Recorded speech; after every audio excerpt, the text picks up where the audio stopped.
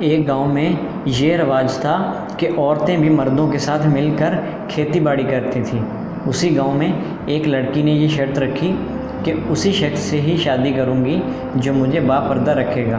میں گھر کی چار دیواری سے باہر قدم نہیں رکھوں گی، مگر مجھے کسی مجبوری کی حالت میں گاؤں میں کوئی بھی شخص اس شرط پر راضی نہ ہوا، مگر ایک کسان شادی کے لیے رضامند ہو گیا۔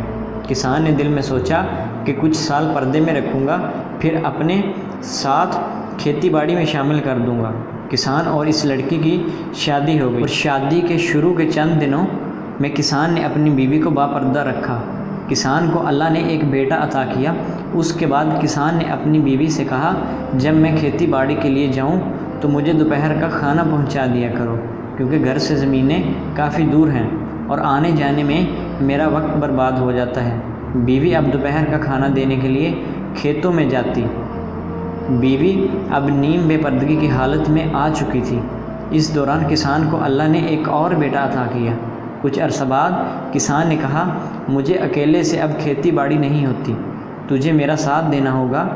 بیوی نے کسان کا حکم مانا اور کھیتی باڑی کرنے لگی، اور وہ مکمل طور پر بے پردہ ہو چکی تھی۔ اب کسان کے بیٹے جوان ہو چکے تھے، تو ایک دن کسان نے بیوی پر طنز کرتے ہوئے کہا، تجھے تو باپردہ رہنے کا بڑا شوق تھا، اب کہاں گیا تیرا وہ جنون؟ پچھلے 25 سالوں سے تم بے پردگی کی زندگی گزار رہی ہو۔ کیا فرق ہے پردے اور بے پردگی میں؟ زندگی تو اب بھی ویسی کی ویسی ہی گزر رہی ہے۔ بیوی نے کہا، آؤ میں تجھے پردے اور بے پردگی میں فرق سمجھاتی ہوں۔ اس نے کسان کو ایک کمرے میں بند کیا اور کہا کہ کھڑکی سے دیکھتے رہنا، مگر باہر مت آنا۔ بیوی نے اپنے سر کے بال کھول دیے اور رونا پیٹنا شروع کر دیا۔ بڑا بیٹا گھر میں داخل ہوا تو بولا، آپ کیوں رو رہی ہیں؟ اس نے کہا، تمہارے باپ نے مجھے بہت مارا۔ بیٹے نے کہا، کوئی بات نہیں، وہ آپ سے پیار بھی تو کرتے ہیں۔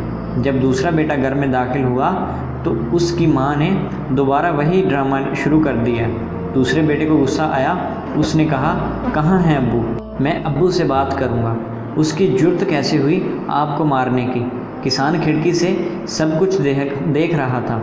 اب کسان کا تیسرا بیٹا گھر میں داخل ہوا تو کہا، کیا ہوا آپ کو؟ اس نے کہا، تمہارے باپ نے مجھے بہت مارا۔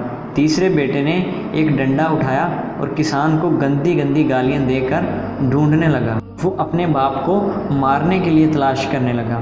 کسان کی بیوی کسان کے پاس آئی اور کہا کہ ہمارا پہلا بیٹا اس وقت پیدا ہوا تھا جب میں مکمل پردے کی حالت میں تھی، اس لیے اس نے تمہارا بھی پردہ رکھا۔ دوسرا بیٹا اس وقت پیدا ہوا جب میں نیم بے پردگی کی حالت میں تھی، اس لیے اس نے تمہاری آدھی لاج رکھ لی۔ تیسرا بیٹا اس وقت پیدا ہوا جب تم نے مجھے مکمل طور پر بے پردہ کر دیا تھا، اس لیے اس نے بھی آج تمہاری عزت کو چاک کرنے کا فیصلہ کر لیا تھا۔ عورت کا پردہ ایک فطری تقاضا ہے جس کو پورا کرنا عورت کے لیے بہت ضروری ہے۔ پردہ کرنے سے عورت کی عزت اور وقار میں اضافہ ہی ہوتا ہے۔ عورت کے پردہ کرنے کے حکم میں اللہ تعالیٰ نے کئی حکمتیں پوشیدہ ہیں جن کو انسان نہیں سمجھ سکتا۔